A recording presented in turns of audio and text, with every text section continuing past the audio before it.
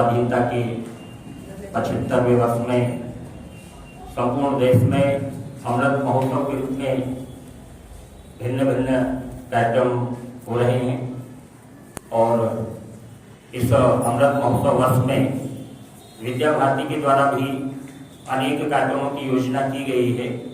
उसी कार्यक्रम की श्रृंखला में आज हम महामना पंडित मदन मोहन मालवीय जी की जयंती पर यहाँ पर एकत्र हुए हैं।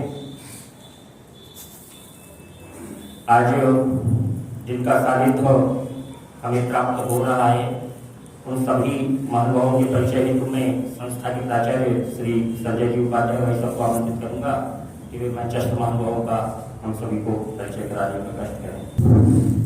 नमो स्वाधीनता के अमृत महोत्सव के अंतर्गत आज हम भारत रत्न महामना पंडित मदन मोहन जी मालवीय का जयंती मना रहे हैं। इस अवसर पर हमारे मुख्य वक्ता के रूप में आदरणीय भरत जी व्यास उपस्थित हैं। आप सहायक संचालक लोक शिक्षण संचालनालय भोपाल के रूप में यहाँ पर पदस्थ हैं। शिक्षा मंत्री के आप OSD हैं। आप अखिल भारतीय विद्यार्थी परिषद के कार्यकर्ता रहे हैं। विद्या भारती मालवा प्रांत के आप कार्यकारिणी में माननीय सदस्य के रूप में मार्गदर्शन कर रहे हैं और भौतिक शास्त्र के आप शिक्षक विद्यार्थी हैं, ऐसा कहना ठीक रहेगा। आज की अध्यक्षता कर रहे हैं डॉक्टर R.K. पाटिल जी। आप सेवानिवृत्त प्राचार्य हैं। आप शासकीय महाविद्यालय टिमाणी और हरदा में प्राचार्य के रूप में रहे हैं। वर्तमान में भी आप शिक्षा क्षेत्र से जुड़े हुए हैं, जो सक्रिय योगदान दे रहे हैं। आज के विशिष्ट अतिथि हैं श्री आनंद जी मजूमदार। आप राष्ट्रीय स्वयंसेवक संघ के प्रचारक रहे हैं और वर्तमान में नर्मदापुर विभाग के माननीय विभाग कार्यवाह के रूप में हमारा मार्गदर्शन करते हैं। आप सभी महानुभावों का यहाँ पर आत्मीय स्वागत है, अभिनंदन। महानुभावों के सुपरिचय पश्चात अतिथि देवो भव की हमारी मान्य परंपरा के अनुसार अतिथिजनों का स्वागत करने की परंपरा है। इसी परंपरा के निर्वहन हेतु मैं विद्यालय संचालन समिति के सम्मानित अध्यक्ष जी श्री जगदीश जी नाथ भाई साहब और सचिव के रूप में आदरणीय श्री आलोक जी जैन भाई साहब से निवेदन करूंगा कि वे मंचस्थ महानुभावों का हम सभी की ओर से तिलक लगाकर और साल श्रीफल बैठकर स्वागत करने का कष्ट करें। आदरणीय श्री जगदीश जी नाथ भाई साहब और श्री आलोक जी।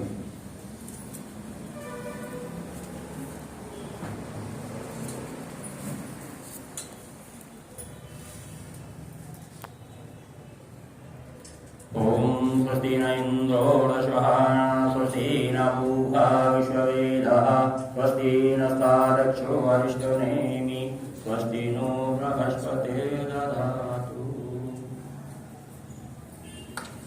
ओम गजाननं भुजगादिसेवितं कपित्थजम्बूफलचारुभक्षं महासुतं शोकविनाशकारितं नमामि विघ्नेश्वरपादपङ्कजम्।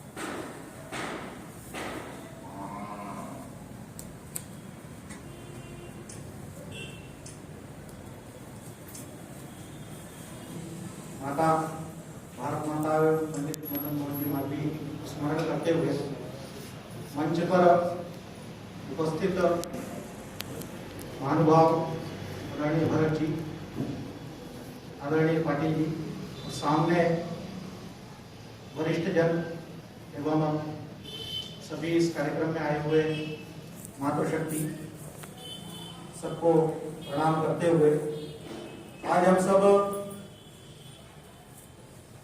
स्वाधीनता का अमृत महोत्सव 75 वर्ष मनाने के लिए एकत्रित हुए। इस श्रृंखला में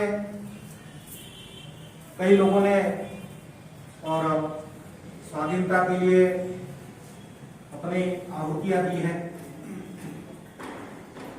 हम सब जानते हैं कि भारत स्वाधीन जो है केवल कुछ कारणों से नहीं हुआ है, उसके पीछे कई ऐसे अनेक महान विभूतियों ने अपना बलिदान दिया है। उस बलिदान को स्मरण करते हुए हम सब अपने अपने मनों में भी विचार ये लाना चाहिए कि केवल हमको स्वतंत्रता स्वाधीनता जो हमारे को मिली है वह वैसे ही नहीं मिली है, उसके पीछे हमारे पूर्वजों का अथक मेहनत और उनका बलिदान, इन बातों का हमें विशेष ध्यान रखना चाहिए। आज हम जिनकी जन्म जयंती मनाने के लिए एकत्रित हुए हैं, ऐसे पंडित मदन मोहन मालवीय जी के बारे में मुख्य वक्ता हमको बताएंगे ही, लेकिन एक छोटी सी और घटना बता करके मैं अपनी बात समाप्त करूंगा। पंडित मदन मोहन जी मालवीय ने काशी हिंदू विश्वविद्यालय की स्थापना की और पूरे देश भर में घूम घूम करके उन्होंने उसके लिए पैसा एकत्रित किया। तो जब एक स्थान पर एक गांव में पैसे लेने के लिए गए वहां की प्रतिष्ठित व्यक्ति से, तो उनको मना कर दिया कि काशी हिंदू विश्वविद्यालय के लिए कोई पैसा नहीं दिया जाएगा। तो उनके मन में जैसे ही निकल रहे थे तो उन्होंने कहा कि यहाँ से जा रहे हैं, वहां लोग जो है पूछेंगे कि आपने वहां से क्या लाया। तो उसी समय पर एक शव यात्रा निकल रही थी और उस पर अपन सब जानते हैं कि पुष्प और पैसे और घोड़ियां चढ़ाई जाती है। तो उन्होंने पीछे से उस यात्रा में पैसे इकट्ठे करके और जेब में रख के चल दिए और उन्होंने जाकर के बताया कि हमने वहां पर पैसे इकट्ठे किए। एक घटना और ध्यान में आती है, किसी ने उनसे कहा कि अगर इस काशी हिंदू विश्वविद्यालय का नाम बदल दिया गया तो क्या होगा। तो अपने किसी कार्यकर्ता ने, अधिकारी ने कहा कि बदल देंगे, लेकिन उसकी एक एक ईंट पर जो लिखा हुआ है काशी हिंदू विश्वविद्यालय का ही भी, यह उस प्रत्येक ईंट पर जो लगी है वहां पर उस पर लिखा है। तो नाम बदलने से कुछ नहीं होगा, अगर उसका वो बदलना पड़ेगा तो उसकी एक एक ईंट हटाना पड़ेगी, तो वह संभव नहीं है। ऐसे पंडित मदन मोहन मालवीय जी को आज हम और सब उनके विस्तृत रूप में उनके व्यक्तित्व को जानने के लिए आदरणीय हमारे मुख्य वक्ता भरत जी आए हुए हैं, तो अपने को सबको बताएंगे। और आज विद्यालय ने सौभाग्य दिया, उसके लिए विद्यालय परिवार का मैं आभारी हूँ। धन्यवाद। जय जय जन्मभूमि, जय भारत धरा सुहानी। जय जय जन्मभूमि, जय भारत धरा सुहानी। तेरे आंचल की छाया में बनते ज्ञानी ध्यानी।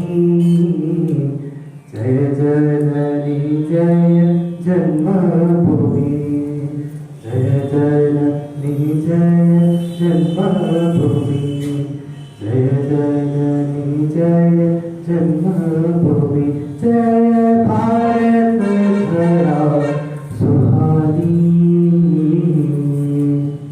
धन्यवाद। सरस्वती विद्यालय हरदा के सभागार में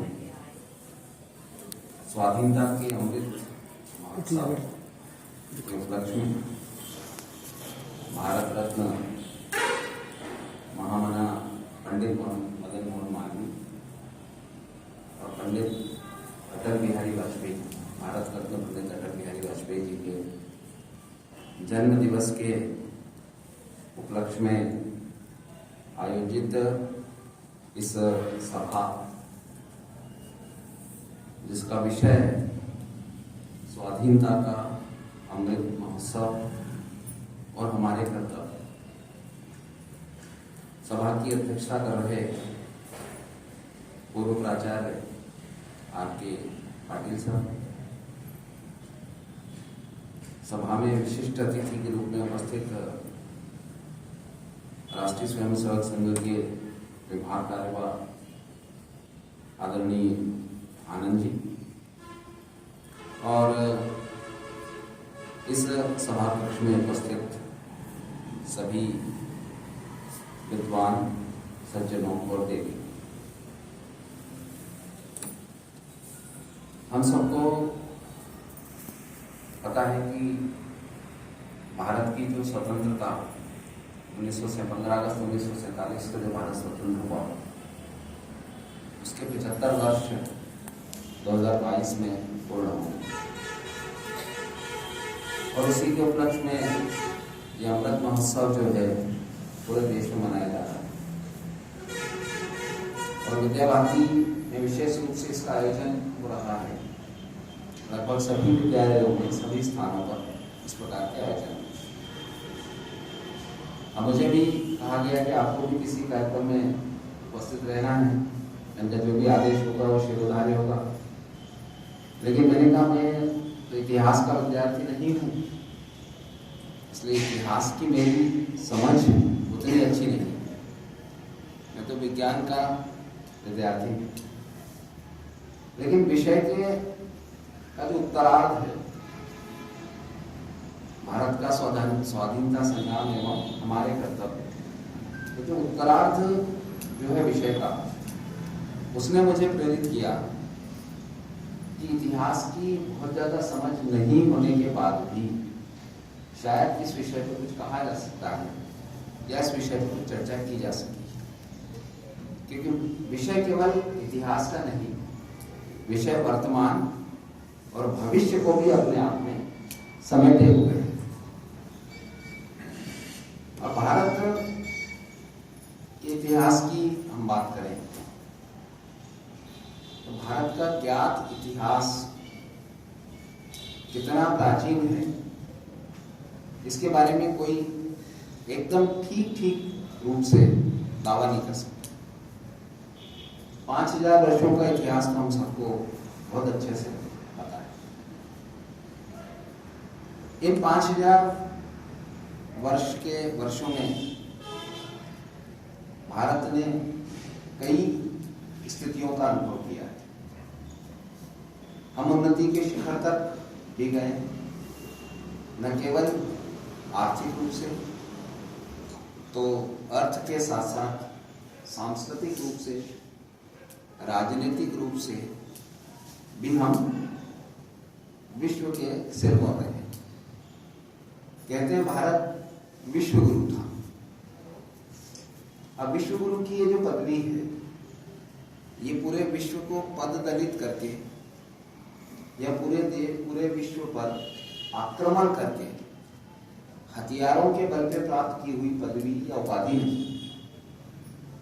तो ज्ञान के आधार पर, ज्ञान शक्ति के आधार पर प्राप्त की हुई ये उपलब्धि है। और भारत अगर विश्व गुरु था तो इसका अर्थ ये है कि यहाँ के अधिसंख्य के लोग जो हैं वो निश्चित रूप से पढ़े लिखे होंगे। केवल कुछ लोगों के पढ़े लिखे होने से तो विश्व गुरु नहीं बना होगा। जैसा कि अंग्रेज इस देश से गए थे, उस समय भारत की जो साक्षरता वो छोड़कर गए थे। अगर भारत में उतनी ही साक्षरता रही होती तो क्या भारत विश्व गुरु हो गया होता? तो निश्चित रूप से हमारी साक्षरता या हमारा शिक्षा का स्तर जो है वो बहुत ऊंचा था। साथ ही साथ भारत को सोने की चिड़िया भी लोग कहते हैं। और भारत पर आक्रमणों की जो श्रृंखलाएं हुई, उसके दो ही कारण हो सकते हैं। एक तो यहाँ का स्वर्ण जो है वो लोगों के आकर्षण का केंद्र रहा होगा, और दूसरा जो यहाँ का जो ज्ञान है, निश्चित रूप से वो ज्ञान भी लोगों के आकर्षण का केंद्र रहा होगा। और यहाँ का स्वर्ण और यहाँ का ज्ञान प्राप्ति करने के लिए ही जो बर्बर विचारधाराएं थी, उन बर्बर विचारधाराओं ने हमारे ऊपर समय समय पर आक्रमण किए, और भारतीय समाज ने उन सभी आक्रमणों का पूर्ण चेतना और पूर्ण शक्ति के साथ में प्रतिकार किया। हम दो उदाहरण देख सकते हैं। हम कहते हैं वास्को डी गामा भारत आया 1498, है ना। यूरोप, हम कह सकते हैं यूरोप की नजर हमको वास्को डी गामा के भारत आगमन के साथ लगी। उससे 6 वर्ष पहले कोलंबस नाम का व्यक्ति जो है 1492 में वो अमेरिका में गया था। लगभग दोनों समकालीन ही हम देख सकते हैं। कोलंबस जब अमेरिका गया था तो अमेरिका की जनसंख्या 9 करोड़ 11 लाख के आसपास थी। मान सकते हैं 9 करोड़ के लगभग जनसंख्या थी। लेकिन कुछ ही वर्षों में वहां की जनसंख्या केवल 3 करोड़ हो गई। मतलब 6 करोड़ लोगों का नरसंहार जो है वो यूरोपीय शक्तियों ने कर दिया। और अगर आज की स्थिति में हम देखें तो वो जो 9 करोड़ उस समय जब थे 1492 में, उन 9 करोड़ अमेरिका के मूल निवासियों के वंशज आज किस स्थिति में है? आज अमेरिका में उनकी क्या स्थिति है? वहां की उस चौधराहट में, उस शक्ति में उनकी सहभागिता वो कितनी है? लेकिन दूसरी तरफ हम भारत को देखें तो केवल 1498 में वास्को डी गामा के आने से ही भारत पे आक्रमणों की शुरुआत हुई हो, या भारत में संघर्ष की शुरुआत हुई, ऐसी तो है। ईसा पूर्व की अगर हम बात करें तो ईसा पूर्व से ही हमारे यहाँ जो है आक्रमणों की जो है वो श्रृंखला यहाँ पर है। और उसका कारण भी हमको पता है कि हम हमारी समृद्धि धन के रूप में, ज्ञान के रूप में, वही कारण था कि लोगों ने हमारे यहाँ पर आक्रमण। उन सब के बावजूद, इतने लंबे आक्रमणों के बाद भी हम उसी तरह खड़े हैं। इकबाल ने कहा है कुछ बात है कि हस्ती मिटती नहीं हमारी, दौरे जहां दुश्मन रहा है दौरे जहां हमारा। तो वो बात कौन सी है? वो कौन सी चीज थी जिसने हमको इतना सुदृढ़, इतना शक्तिशाली और रखा है? तो वो बात केवल हमारे यहाँ राजसत्ता या राजनीति ही वो बात की दूरी नहीं हो सकती। उसके आधार पर ही हम इतने वर्षों तक खड़े नहीं हो सकते, क्योंकि हमने देखा है कि विश्व में 2 तरह की विचारधारा है, या यूं कह सकते हैं हम कि 2 शब्द है। एक शब्द है भी, एक शब्द है ही। इन दोनों शब्दों में सारा खेल हो जाता है। ही शब्द के जो मानने वाले लोग हैं उनका सीधा कहना रहता है कि मैं ही सही हूं, जो मेरी बात है, मेरी विचारधारा है, मेरा पंथ है, मेरा विश्वास है, मेरी पुस्तक है, वही सही है और पूरे संसार को इसी मार्ग पर आना होगा। और हम देखते हैं कि विश्व के असंख्य देश ऐसे हैं कि जहां जहां ये विचारधाराएं गई है, उन विचारधाराओं ने वहां पर समूल नष्ट किया है। वहां की जो मूल विचारधारा थी, उस मूल विचारधारा को समूल नष्ट किया है। लेकिन भारत में आकर के वो ऐसा नहीं कर पाए, इतने वर्षों में भी नहीं कर पाए। प्रयत्न लगता है आज भी उसी गति से या उससे भी तीव्र गति से अलग अलग रूपों में जारी है। लेकिन वो सफल नहीं हुआ, 100% वो कन्वर्जन नहीं कर पाता। तो उसका क्या कारण था? ऐसी कौन सी चीज हमारे पास थी जिसके कारण जो है हम उन सब थपेड़ों को भी झेल करके बचे रहे और हमारी इस सनातन संस्कृति के प्रवाह को जो है अनवरत यह प्रवाह जो है वो चलता था। अंग्रेजों, जबकि हम भारत शक्तिशाली था, विश्व गुरु था, सोने की चिड़िया था, लेकिन उसने ऐसा कोई प्रयास इतिहास में कहीं ऐसा दिखाई देता हो कि हम जहां गए वहां हमने नाश किया, हम जहां गए वहां पर हमने संस्कृति के संवर्धन का कार्य किया। भारत की संस्कृति, भारत की सभ्यता केवल भारत में ही, भारत का मतलब वर्तमान भारत नहीं बल्कि बृहद भारत, उस भारत में केवल यहाँ तक ही सीमित नहीं है।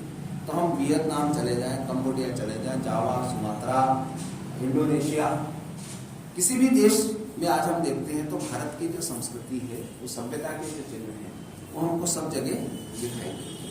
लेकिन वो सब सभ्यता का प्रसार जो है, संस्कृति का जो प्रसार है, वो हमने हथियार के बल पे नहीं किया है, बल्कि हमारा जो सांस्कृतिकता है, हमारा जो विचार है, भारत के जो समन्वयवादी विचार है कि मैं भी सही हो सकता हूँ, मैं ही सही नहीं हूँ, आपका विचार भी स्वागत योग्य है, लेकिन मेरा विचार भी हो सकता है। इसलिए हमने प्रणवंतो विश्वमार्य की बात की है, हमने पूरे संसार को एक रिलीजन में लाने की कभी भी बात नहीं।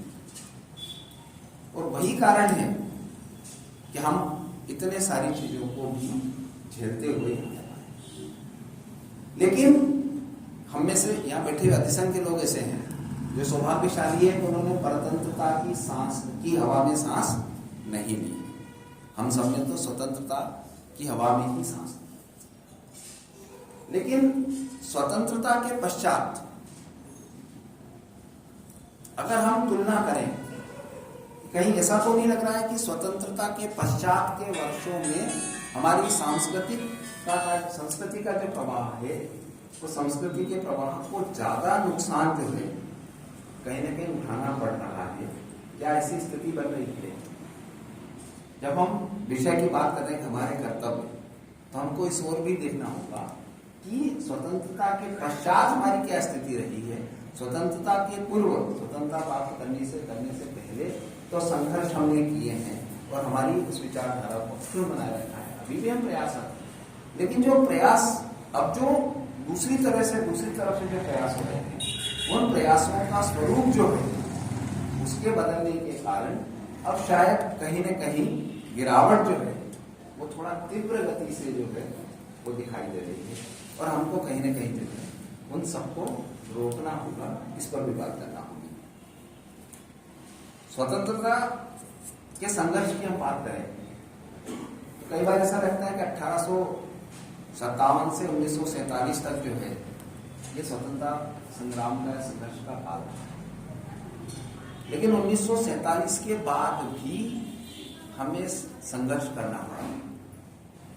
ये तो हमारे कई विद्यार्थियों को भी इस बात की जानकारी नहीं है। हम सब 1947 में आके रुक जाते हैं तो हमारा 1947 में हमारा संघर्ष जो है वो समाप्त हो गया, क्योंकि गोवा और पुदुचेरी इनको मुक्त कराने के लिए तो हमको 1961-1963 तक जो है वो संघर्ष करना पड़ा। और गोवा मुक्ति 1961 में हुई, उसमें तो अपने यहाँ के जो है अपनी धरती भी कई लोगों ने उसमें बलिदान दिया। मैं उज्जैन से महाकाल की नगरी से आता हूँ, वहाँ पर राजा भाव महाकाल नाम के जो व्यक्ति हैं वो गोवा मुक्ति आंदोलन में जो है उन्होंने अपना बलिदान दिया और वो वहाँ पर हुतात्मा हुए। तो 1961 तक जो है वो हमारी संघर्ष चला है, और पुदुचेरी में तो उसके बाद तक जो है हम संघर्ष करते रहे। तो केवल हमारा 100 सालों का 150 सालों का ही ये संघर्ष नहीं है, तो संघर्ष जो है वो लंबा चलता रहा। इसलिए जो अब समस्या, मैंने क्या कहा कि स्वतंत्रता प्राप्ति के पश्चात जो कुछ हुआ है उस पर ज्यादा ध्यान देने की जरूरत होगी, क्योंकि इतिहास की अगर हम बात करें तो इतिहास में हमको यही पढ़ाया गया। कई बार तो कई लोगों, कई विद्वान लोग तो कहते थे कि अंग्रेजों का आना तो इस देश के लिए वरदान साबित है। कई लोग ऐसा कहने वाले भी आपको समाज में मिल जाएंगे। उन्होंने कहा उनने आकर टेक्नोलॉजी जो है इस देश में बढ़ा दी, उनने आकर के जो है यहाँ पर शिक्षा का जो है प्रसार कर दिया, तो विज्ञान यहाँ बढ़ा दिया, टेक्नोलॉजी बढ़ा दी, शिक्षा बढ़ा दी, तो फिर के बाद ऐसे ही लगेगा ना कि उसका आना जो है हमारे लिए जो है वो वरदान ही साबित है। लेकिन क्या है सही है? क्या भारत विज्ञान, टेक्नोलॉजी या शिक्षा में इतना कमजोर था, या अंग्रेजों के आने के पहले क्या स्थिति थी? क्योंकि अंग्रेज जिस विचारधारा से आते थे उनका यही काम था कि पहले विध्वंस करो और फिर उसमें ऐसा दिखाओ कि हम यहाँ पर जो है निर्माण कर रहे हैं। जो पहले अच्छा सुंदर भवन है पहले उसको विध्वंस कर दो, फिर उसमें कुछ निर्माण करने का कोशिश करो। तो कहीं ना कहीं हमको हमारे पाठ्यक्रम में, शिक्षा में भी परिवर्तन करने की जरूरत है। क्योंकि किसी अंग्रेज ने कहा था कि भारत को एक बार जीत लिया है, लेकिन एक बार और जीतना होगा और इस बार हम शिक्षा के माध्यम से जीतेंगे। उन्होंने वही प्रयास किए। तो कहीं ना कहीं हमको भी कहना पड़ेगा कि भारत को हमने एक बार स्वतंत्र करा लिया है, लेकिन भारत को हमको फिर से स्वतंत्र कराना पड़ेगा और वो स्वतंत्रता फिर हम शिक्षा के माध्यम से जो है हमको लाना होगी। तो हमारे विद्यार्थियों को प्राचीन भारत की जो परंपराएं हैं, ज्ञान है, विज्ञान है, उनके बारे में बताना होगा और बताना होगा तो ससंदर्भ बताना होगा। क्योंकि आज का जो युग है वो विश्लेषण का युग है। हम किसी से व्यक्ता कहते हैं हम इतने महान थे इसलिए वो मान लेगा, आवश्यक नहीं।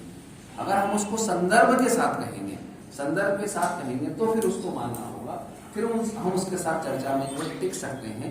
केवल हम सब इतना ही कहते रहे हम तो बहुत महान थे, बहुत महान थे, उससे ना तो कोई मानेगा और ना कोई उससे होने वाला है। इसलिए शिक्षा जो है वो इस स्वतंत्रता को के संघर्ष के बाद जो स्वतंत्रता हमको प्राप्त हुई है, उस स्वतंत्रता को सुदृढ़ करने के लिए, मजबूत करने के लिए जो है आज शिक्षा में परिवर्तन जो है वो बहुत आवश्यक है। चूंकि मैं शिक्षा क्षेत्र में काम करता हूँ इसलिए हो सकता है कि शिक्षा की बात जो है वो ज्यादा आवे, क्योंकि अपने कर्तव्य की बात जब हम कर रहे हैं तो अपन क्या कर सकते हैं। सामान्यतः मैं शिक्षक हूँ और कहीं भी बात या भाषण जिसको कहते हैं ना देने की बात होती है तो मैं सिर्फ उन बातों को कहने में ज्यादा इंटरेस्ट लेता हूँ जो बात स्वयं अपन पालन कर सकते हैं या स्वयं अपन जिन कामों को कर रहे हैं उनके बारे में बोलना जो है वो ज्यादा अच्छा होता, बजाय इसके कि ये होना चाहिए, ऐसा होना चाहिए, वैसा होना चाहिए। आदर्शवाद की बात तो कोई भी कर सकता है। तो अगर हम भारत के ज्ञान की बात करें, आप में से कई लोगों ने धर्मपाल जी की पुस्तकें पढ़ी। धर्मपाल जी ने 10 धर्मपाल जी का साहित्य है वो 10 सेट में जो है पब्लिश हुआ है। उसमें से 2 किताबें कुछ पढ़ने का अवसर जो है मुझे प्राप्त हुआ है। एक तो है रमणीय वृक्ष, अंग्रेजों के आने से पहले भारत में जो शिक्षा की स्थिति थी उसका वर्णन उस रमणीय वृक्ष नाम की पुस्तक में प्राप्त होता है। और एक उनकी पुस्तक है science and technology in 18th century in India, Bharat में 18वीं शताब्दी में विज्ञान और तंत्र ज्ञान। ये 2 पुस्तक पढ़ने का जो है अवसर प्राप्त हुआ है। उसमें वो बताते हैं कि अंग्रेजों के आने से पहले भारत में टेक्नोलॉजी जो है किस उच्च स्तर की टेक्नोलॉजी। इवन हम जो बात कर रहे हैं कि 1498 में वास्को डी गामा भारत आया था, जब वो भारत आया था तो वो भी रास्ता भटक गया था,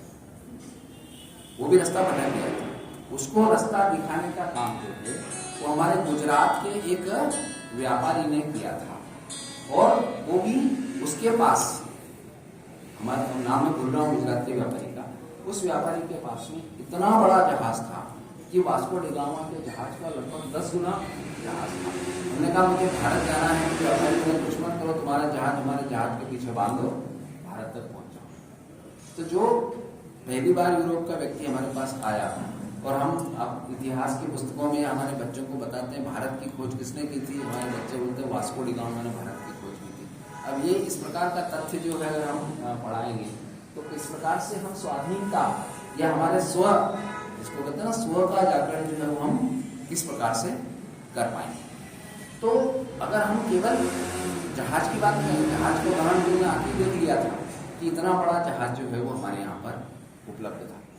इसके अलावा अन्य जो दूसरी टेक्नोलॉजी है, एक अंग्रेज ने अपने गांव में अपने परिवार में पत्र लिखा। उस पत्र में वो लिखता है कि भारतीय लोग बड़े चतुर और वे पेड़ पर ऊन उगाते हैं। अब हमने आपने तो किसी ने पेड़ पे ऊन उगती हुई देखी क्या? भारत में किसी भी पेड़ पे ऊन उगती है क्या? नहीं उगती। फिर उसने क्यों लिख दिया पेड़ पे ऊन उगाते हैं? तो एक्चुअली में उसने कपास पहली बार देखा था भारत में आकर के। उसने पहली बार कपास देखा। जब उसने कपास देखा तो उसने देखा कि इससे कपड़ा बनता है, जबकि इंग्लैंड में कपड़ा कैसे बनता था? ऊन से बनता था। और वो ऊन कहाँ से लेते थे? वो जानवरों से, भेड़ से, उससे ऊन लेते थे। उन्होंने देखा यहाँ एक पेड़ है, पेड़ पे कुछ लगा है, उसको तोड़ के उससे कपड़ा बनता है। उसने कहा निश्चित रूप से कपड़ा तो ऊन से बनता है, इसलिए ये भी क्या है? ऊन है। तो जो है उसने लिखा कि भारतीय बड़े चतुर हैं और वो पेड़ पर ऊन उगाते। अब देखो अंधानुकरण भारत में किस प्रकार से हुआ कि उनके सामने, क्योंकि वो कपास नहीं जानते थे, तो क्या पहनेंगे? या तो ऊन पहनेंगे या फिर वो जो पशु है उसकी खाल पहनेंगे। ये दो चीज पहनेंगे ना, क्योंकि कपास तो था नहीं। अब हमने क्या कहा? हमने उसको प्रतिष्ठा बना लिया। लेदर का जैकेट, अगर लेदर का जैकेट किसी ने पहना है तो वो प्रतिष्ठा का प्रश्न अपने आप में मानता है, जबकि मुझे लगता है कि लेदर का जैकेट जो है अपने आप में ज्ञानता का प्रतीक है, क्योंकि उनको कपास का उत्पादन करना नहीं आता था, कपास से कपड़ा बनाना नहीं आता था, इसलिए या तो ऊन पहन लेंगे या सीधे सीधे उसकी खाल जो है वो पहन लेंगे। लेकिन हम अंधानुकरण जो है, भारत का स्व अगर जागृत करना है तो भारत हमेशा से तर्क के आधार पर चलने वाला जो है देश रहा है। हमने शिक्षा में भी पंचकोशीय विकास की अवधारणा जब रखी है तो उसमें विज्ञानमय कोश को प्रमुखता दी।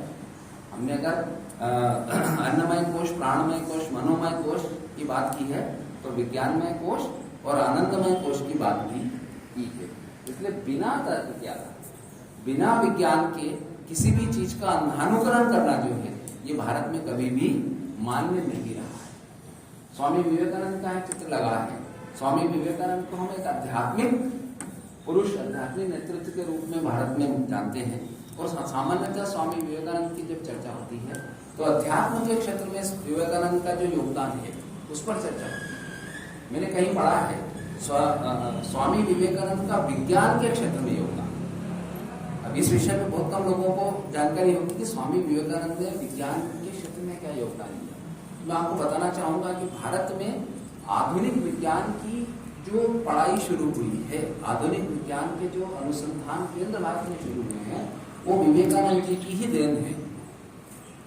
अभी वर्तमान में भारत में विज्ञान की शिक्षा के लिए Indian institute of science Bangalore में, IISc हम उसको बोलते हैं, वो IISc की जो स्थापना है वो स्थापना जो है ये मान के चलिए स्वामी विवेकानंद के कारण ही हुई थी। वो पहले टाटा इंस्टीट्यूट ऑफ साइंस था जो भारतीय विज्ञान अनुसंधान केंद्र बेंगलोर है, वो टाटा ने स्थापित किया था। वो टाटा ने स्थापित क्यों किया था? विवेकानंद जी जब अमेरिका जा रहे थे जहाज में तो उनके साथ में टाटा भी यात्रा कर रहे थे। और उस यात्रा के दौरान जब दोनों में, क्योंकि जहाज की यात्रा तो काफी लंबी होती थी, उस यात्रा के दौरान जब दोनों में चर्चा हुई तो ध्यान में आया कि टाटा अपनी इंडस्ट्रीज के लिए कुछ इंजीनियर और साइंटिस्ट लेने के लिए जो है वो अमेरिका जा रहे हैं। वहां से वो साइंटिस्ट और इंजीनियर ला करके अपनी इंडस्ट्री में लगा सके। विवेकानंद जी ने उनसे कहा कि आप कब तक इस प्रकार से इंजीनियर और साइंटिस्ट जो है वो आयात करेंगे? क्यों हम अपने देश में साइंटिस्ट तैयार नहीं कर सकते? क्यों हम अपने देश में इंजीनियर जो है वो तैयार नहीं कर सकते हैं? उनकी उस बात से प्रेरित होकर के टाटा ने जो है फिर Indian institute of, Tata institute of science जो है उसकी स्थापना की। और विवेकानंद जी ने भगिनी निवेदिता जो है उनको स्पेशल इस काम में लगाया था कि इसकी स्थापना में जो जो समस्याएं, जो जो दिक्कत हो, उन सभी समस्याओं दिक्कत को जो है कहीं ना कहीं अपने को जो है सॉल्व करने के लिए, जो है हल करने के लिए भगिनी निवेदिता को विशेष रूप से उसमें लगाया था। अब आप देखिए कि हम जो है उनको आध्यात्मिक गुरु या आध्यात्मिक व्यक्तित्व के रूप में स्वामी विवेकानंद हम सबके परिचित हैं, युवाओं के आदर्श के रूप में हम सबको मानते हैं। लेकिन वैज्ञानिकों के लिए भी वे आदर्श हैं। विज्ञान के क्षेत्र में भी उन्होंने काम किया है और स्वतंत्रता संग्राम के दौरान ही ये काम किया। और उनके द्वारा स्थापित इस प्रकार के वैज्ञानिक केंद्रों के कारण स्वतंत्र भारत में भी जो है हम विज्ञान के क्षेत्र में जो है और आगे उन्नति कर सके।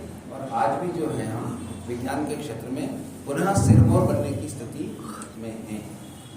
कुछ बातों की ओर अपन ध्यान दें तो वापस से जो है भारत विश्व गुरु भी हो सकता है और सोने की चिड़िया भी हो सकता है। लेकिन हमारे कर्तव्य की जब हम बात करते हैं तो स्वामी भगिनी निवेदिता का उल्लेख जो कि मैंने किया है, तो उनकी एक बात का और मैं उल्लेख करना चाहूँगा। भगिनी निवेदिता का कहना था कि यूरोप का अच्छे से अच्छा पढ़ा लिखा व्यक्ति भी आत्मा, परमात्मा, द्वैत, अद्वैत इनके बारे में ज़्यादा नहीं समझता है।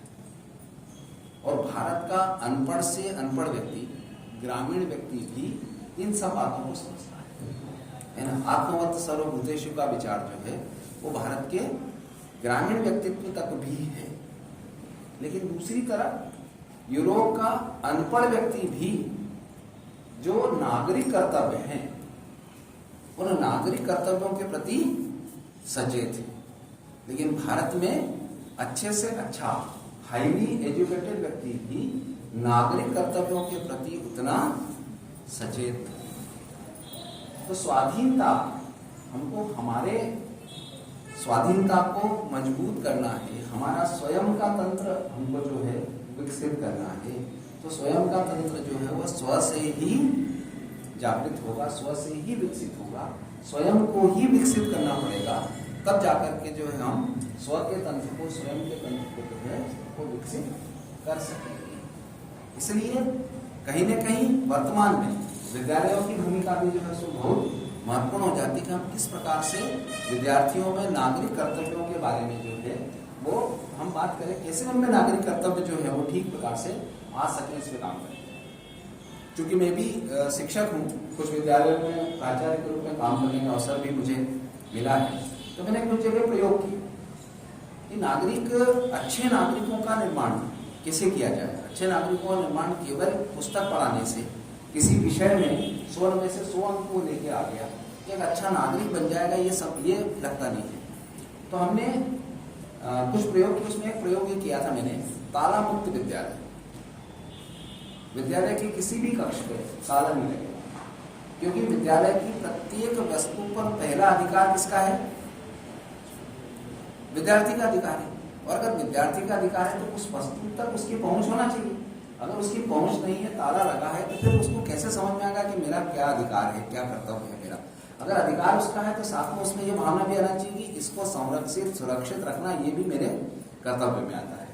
तो मैंने बहुत सफलतापूर्वक इस प्रयोग को जितने विद्यालय में वहाँ किया, और सबसे शुरुआत पहले मैं अपने कक्ष से करता। मतलब प्राचार्य कक्ष में कोई ताला नहीं होगा, उसमें रखी हुई प्रत्येक वस्तु का उपयोग करने के लिए विद्यार्थी स्वतंत्र है। मेरी अनुपस्थिति में भी वो कक्ष में आ सकते हैं और कक्ष में आकर के किसी भी वस्तु का वो उपयोग कर सकते हैं। लेकिन निश्चित रूप से उसके पीछे ये भी भाव होगा कि वापस उपयोग करके उसको, अगर मेरा लैपटॉप भी है तो बच्चे कक्षा में ले जाएंगे, उपयोग करके वापस रख जाएंगे। क्योंकि जब तक उनको करने के लिए नहीं होगा तो भाव कैसे जगेगा। हम केवल अविश्वास की भावना के आधार पर ही काम करते रहेंगे तो बच्चों में विश्वास कैसे जगेगा। और आज अगर समाज में सबसे ज्यादा संकट कहीं दिखाई देता है, चाहे वो सार्वजनिक जीवन में हो, व्यक्तिगत जीवन में हो, पारिवारिक जीवन में हो, तो सबसे ज्यादा संकट हमको जो दिखाई देता है वो विश्वास का संकट जो है वो दिखाई देता है। और अगर एक मजबूत सुदृढ़ राष्ट्र अगर हमको बनना है, स्वाधीन राष्ट्र अगर हमको बनना है, तो इसमें जो है विश्वास जब तक नहीं होगा, स्वयं के ऊपर विश्वास नहीं होगा, आत्मविश्वास जब तक नहीं होगा, अपने भाई के ऊपर, अपने पड़ोसी के ऊपर, अपने सहपाठी के साथ, अपने सहकर्मी के ऊपर विश्वास नहीं होगा, तब तक हम एक सुदृढ़ राष्ट्र का, सुदृढ़ समाज का निर्माण कैसे कर सकेंगे। तो मैंने तो प्रयोग किया, और मैं प्रसन्नता से कह सकता हूँ कि मेरे पूरे प्रयोग में मुझे किसी प्रकार की कोई हानि नहीं उठा। तो लोगों ने कहा था ये हो जाएगा, ऐसा हो जाएगा, वैसा हो जाएगा, मैंने कहा कोई नहीं होगा। कई बार विद्यालय में कुछ कमजोर वर्ग के विद्यार्थी होते हैं, उनको समाज के कुछ लोग सहयोग करते हैं। मेरे एक विद्यालय में उद्योगपति ने कहा कि मैं 100 बच्चों को स्वेटर दूंगा। मैंने कहा ठीक है भाई साहब, आपका स्वागत है, लेकिन मैंने कहा स्वेटर वितरण की पद्धति कुछ और होगी। बोले क्या पद्धति होगी? मैंने कहा वो पद्धति नहीं होगी कि एक एक बच्चा आएगा और आप उसको स्वेटर दोगे, उसका नाम बोला जाएगा कि सुनीता, संगीता, ये आएगी और आप उसको स्वेटर दोगे। मैंने कहा ये नहीं होगा। बोले ऐसा क्यों? मैंने कहा ऐसा करके हम उस व्यक्ति के आत्मविश्वास को कहीं न कहीं ठेस पहुंचाएंगे, क्योंकि उस सभा में ये सिद्ध हो जाएगा कि ये बच्चा ऐसा है जिसका परिवार इसको स्वेटर नहीं दिला सकता, और कहीं न कहीं व्यक्ति की गरिमा के लिए विरुद्ध हो सकता है। तो हमने कहा तो फिर कैसे करेंगे? मैंने कहा आप पूरा का पूरा बंडल सारे बच्चों के सामने हमें सौंप दो, हम आपके बारे में बता देंगे, सब बोल देंगे आपने दिया है। उसके बाद हम एक स्थान निश्चित करेंगे, उस निश्चित स्थान पर साइज के अनुसार वो स्वेटर रखेंगे और घोषणा कर देंगे कि जिस बच्चे को ऐसा लगता हो कि उसके परिवार के व्यक्ति उसे स्वेटर नहीं दिला सकते, वो स्वेटर ले जाए। किसी रजिस्टर में एंट्री करने की आवश्यकता नहीं, कोई प्रमाण भी नहीं देना है, कोई सर्टिफिकेट देने की जरूरत नहीं कि मेरे पास बीपीएल का सर्टिफिकेट है कि नहीं है, वो भी देने की आवश्यकता नहीं है। स्वयं तय करें। अगर हम देख लेंगे कि एक बहुत धनवान परिवार का व्यक्ति भी स्वेटर ले जा रहा है, तो मैं या मेरे कोई शिक्षक साथी उसे मना नहीं करेंगे, क्योंकि तय आपको करना है कि इस चीज की आवश्यकता किसे अधिक है। अब आप विचार करो, 600-700 बच्चों के विद्यालय में अगर आप 100 स्वेटर रख दो सरकारी विद्यालय में, तो सामान्य अवधारणा ये होती है कि आधे घंटे में तो लूट मच जाएगी। लेकिन अनुभव कुछ और रहा, 1 महीने तक भी हमको स्वेटर वहां टेबल पर दिखाई दिए। बाद में हमने तय किया कि हम खुद खड़े हो जाते थे रास्ते में, और अगर कोई बच्चा जो है बिना स्वेटर चाहता था या उसका स्वेटर ठीक स्थिति में नहीं होता था, तो हम जबरदस्ती रोक के उसको स्वेटर दे देते थे। ये स्थिति बनी। तो विश्वास, जब तक हम एक दूसरे पे विश्वास नहीं करेंगे तब तक समाज में विश्वास कैसे आएगा, और समाज में विश्वास नहीं आएगा तो समाज सुदृढ़ कैसे होगा, और समाज सुदृढ़ नहीं होगा किस प्रकार से हम राष्ट्र को सुदृढ़ कर पाएंगे। क्योंकि व्यक्ति से परिवार है, परिवार से समाज है, समाज से राष्ट्र है, और हम तो भारत जो है वो केवल राष्ट्र तक भी रुकने वाला देश नहीं है। हमारी विचारधारा तो राष्ट्र तक भी रुकने वाली नहीं है, हम तो व्यक्ति से समष्टि तक जाने वाले लोग हैं। लेकिन कई बार इस विचारधारा को लोग जो है हमारी कमजोरी भी समझ लेते हैं और कहते हैं नहीं, भारत का विचार तो जो है वो सबके साथ सहिष्णुता का है। लेकिन सहिष्णुता बिल्कुल है, लेकिन किसी कवि ने कहा है कि क्षमा क्षोभ दे उस बुजुर्ग को जिसके पैर में गरल हो, उसको क्या जो दंतहीन विषहीन विनीत सरल हो। तो क्षमा वीरस्य भूषणम ये कहा गया है। अहिंसा परमो धर्मम हमारे यहाँ कहा है, लेकिन अहिंसा परमो धर्मम के आगे जो आधा वाक्य और है वो आधा वाक्य शायद हमको नहीं बताया जाता है, उसको भी याद रखने की आवश्यकता है। अहिंसा परमो धर्मम, लेकिन साथ में कहा है धर्म हिंसा च, धर्म की रक्षा के लिए की गई हिंसा भी आवश्यक है, केवल अहिंसा से काम नहीं चलेगा। इसलिए अगर हम स्वतंत्रता के संग्राम पर दृष्टिपात करें तो भी केवल अहिंसा से स्वतंत्रता प्राप्त होगी। जैसा मैंने शुरू में ही कहा था कि 2 शब्द हैं, एक ही और एक भी। तो अहिंसा से ही स्वतंत्रता प्राप्त हुई है, नहीं है अहिंसा का भी, अहिंसक आंदोलन का भी उसमें पूरा योगदान। लेकिन जो हुतात्मा हुए, जिन्होंने अपना आत्मोत्सर्ग किया, जिन्होंने अपना बलिदान दिया, जिसने समाज को जागृत किया, ऐसे आंदोलन का भी जो है इस पूरे स्वतंत्रता के इसमें जो है बड़ा योगदान। और इसलिए आज जब हम कह रहे हैं स्वाधीनता आंदोलन के संघर्ष के स्वाधीन देश अमृत महोत्सव के समय जब हम हमारे कर्तव्यों की बात करते हैं, तो आज हमको जो कुछ हम पुस्तक में पढ़ रहे हैं, मैं वो घटनाओं के, उन लोगों के, उन सबके नाम का उल्लेख नहीं कर रहा, वो भी किया जा सकता है, उससे हम सब परिचित हैं हमको। लेकिन जिनसे हम परिचित नहीं हैं, जो हम पुस्तक में पढ़ रहे हैं, सिर्फ उतने ही स्वतंत्रता सेनानी ने, उतने ही लोगों का इस देश को स्वतंत्र कराने में योगदान नहीं। तो इस देश को स्वतंत्र कराने में और भी लोगों का योगदान। जैसे हम कहते हैं ना कि राम सेतु बनाया था तो नर नील ने ही सेतु नहीं बना दिया था, सारे बानरों ने उसी योगदान दिया था, गिलहरी ने भी अपना योगदान दिया था। तो ऐसे नर नील के बारे में तो हम हमारी पुस्तकों में, हमारे पाठ्यक्रमों में, हमारे इतिहास की पुस्तकों में, किताबों में पढ़ रहे हैं। लेकिन जो बाकी की वानर सेना है, जो बाकी की गिलहरी है, वो हमारे आसपास की हो सकती है, हमारे जिले की हो सकती है, हमारे प्रदेश की हो सकती है, हमारे क्षेत्र की हो सकती है, जिसने भी इस देश को स्वतंत्र कराने में योगदान दिया है। तो आज के इस अवसर पर हमको ये काम भी हाथ में लेना चाहिए कि हमारा स्थानीय व्यक्ति जो है उसका स्वतंत्रता के इसमें क्या योगदान था। आज हमारी नई पीढ़ी को उसके बारे में भी पता होना चाहिए।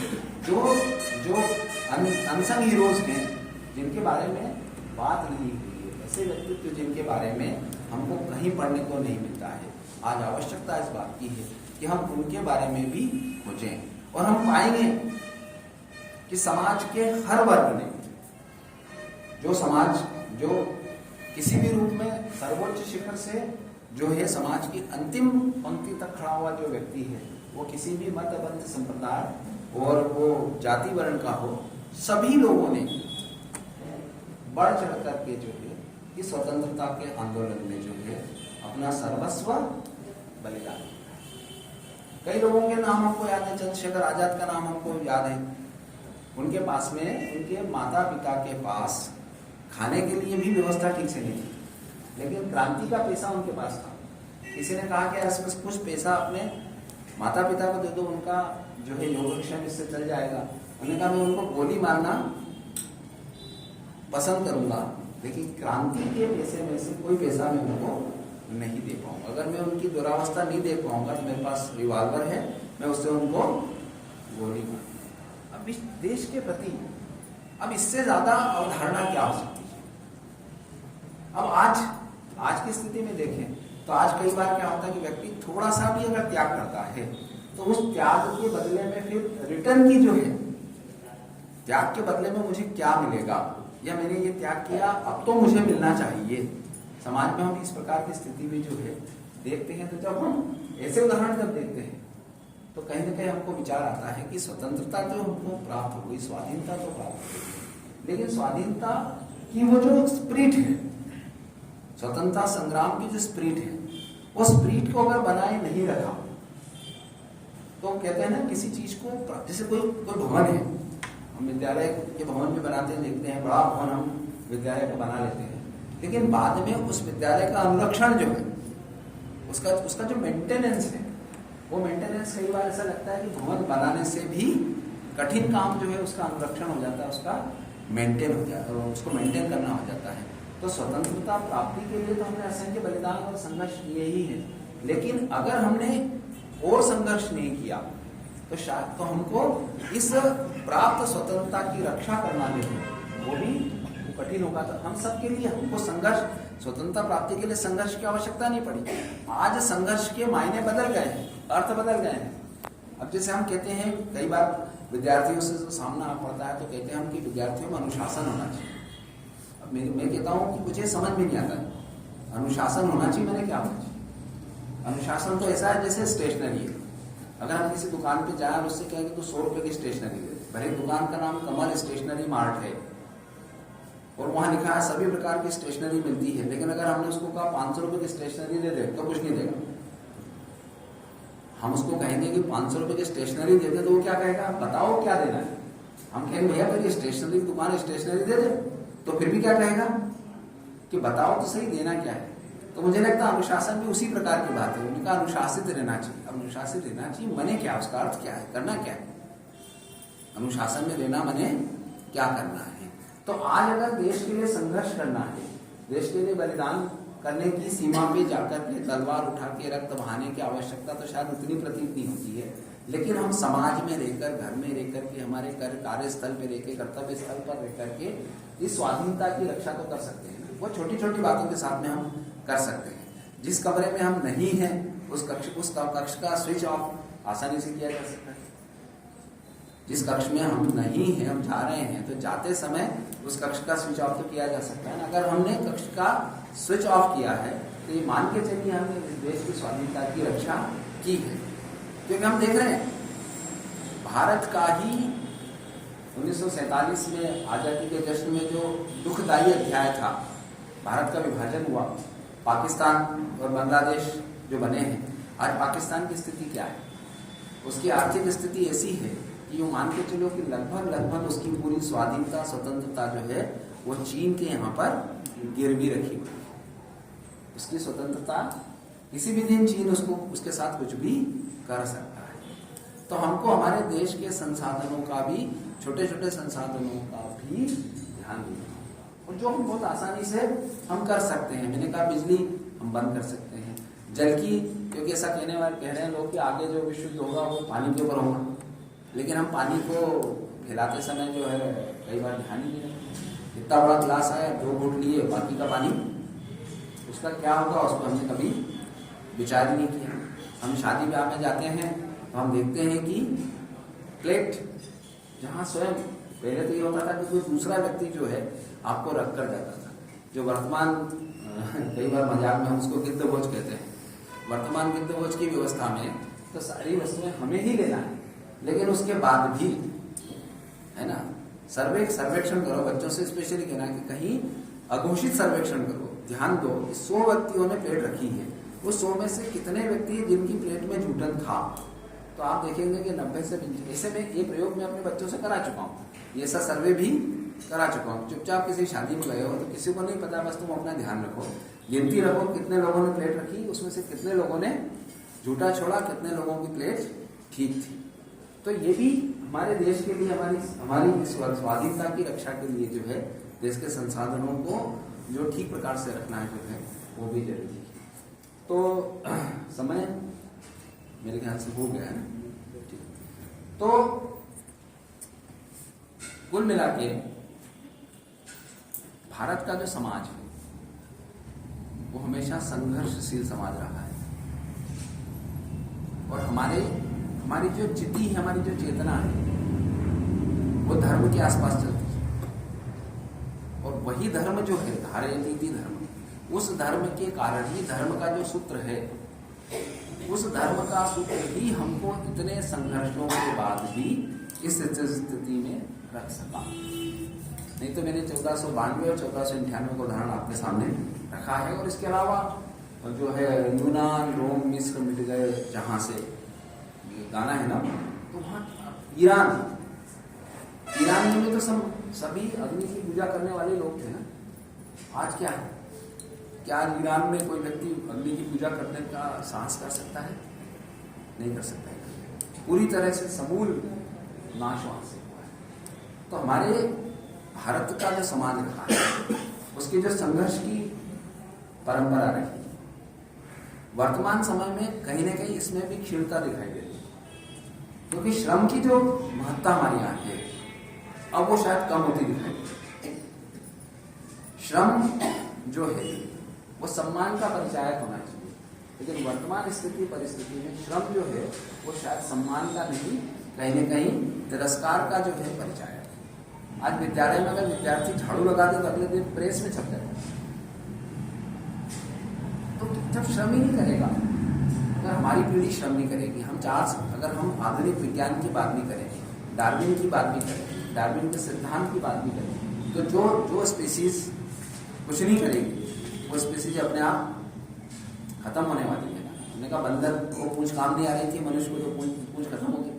हम बहुत उससे एकदम वो अलग विषय है, हम सीधे डार्विन के सिद्धांत से उतना सहमत भी नहीं है, लेकिन अगर हम उसकी बात भी कर लें तो भी अगर हमने वो सब नहीं किया, हमारे समाज में संघर्ष को हमने जिंदा नहीं रखा, तो हम इस स्वाधीनता जो बड़े मुश्किल से, बड़े संघर्षों से, बड़ी कठिनाई से प्राप्त हुई है, उस स्वाधीनता की रक्षा हम इस प्रकार कर पाएंगे। और जो भारत में विचारों की स्वतंत्रता है, हमने कहा सा विद्या या विमुक्त है, विचार की स्वतंत्रता जब तक नहीं होगी तब तक हम नवोन्मेष भी नहीं कर पाएंगे, इनोवेशन भी नहीं कर पाएंगे। इसलिए इनोवेटिव इग्नाइट जो है करना होगा, श्रम करना होगा, संघर्ष करना होगा, और हमारी जो परंपराएं, जो वैज्ञानिकता के आधार पर जो हमारी वैज्ञानिक परंपराएं हैं, उन परंपराओं के साथ को लेकर हम चलेंगे तो हम आने वाले संघर्षों से भी पार पा सकेंगे और संघर्षों से प्राप्त इस स्वाधीनता की रक्षा कर सकेंगे। आप सबने मुझे धैर्यपूर्वक सुना, इसके लिए मैं आपका आभारी हूँ। धन्यवाद।